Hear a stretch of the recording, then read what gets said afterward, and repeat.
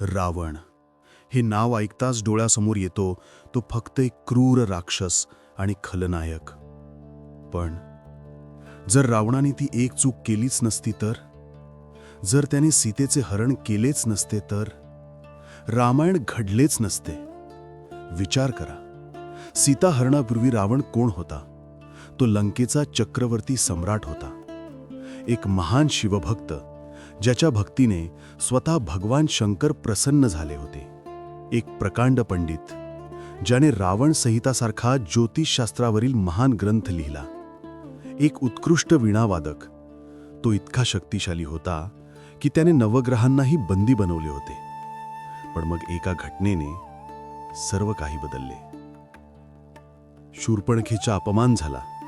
ती रडत रडत आपल्या भावाकडे रावणाकडे आली आणि इथेच संपूर्ण इतिहासाला कलाटणी मिळाली. कल्पना करा, जर त्या क्षणी रावणाने आपल्या अहंकारावर आणि क्रोधावर नियंत्रण मिळवले असते, जर त्याने सुडाच्या भावनेने सीतेचे अपहरण करण्याऐवजी एक राजा म्हणून श्रीरामाकडे न्यायाची मागणी केली असती, तर काय झाले असते? सर्वात पहिलं, ते महाभयंकर युद्ध टळलं असतं. लाखो योद्ध्यांचे प्राण वाचले असते. हनुमानाने लंका जाळली नसती आणि समुद्रावर रामसेतू बांधलाच गेला नसता.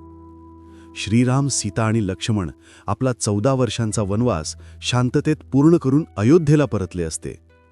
श्रीरामाची ओळख मर्यादा पुरुषोत्तम म्हणूनच राहिली असती, पण राक्षस संहारक म्हणून नाही.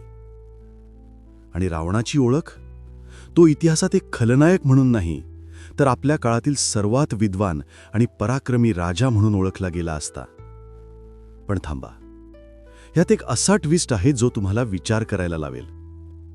काही पौराणिक कथांनुसार रावणाला हे माहीत होते की त्याला मोक्ष केवळ भगवान विष्णूच्या अवताराच्याच हातून मिळू शकते, म्हणजेच प्रभू श्रीरामाच्या हातून. मग त्याने सीताहरण स्वतःच्या मुक्तीसाठी एका पूर्वनियोजित योजनेनुसार केले होते का?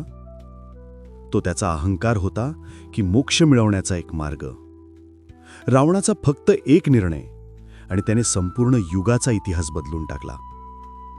तुमच्या मते, जर रावणाने ती एक चूक केली नसती, तर आज धर्माची आणि अधर्माची व्याख्या वेगळी असती का?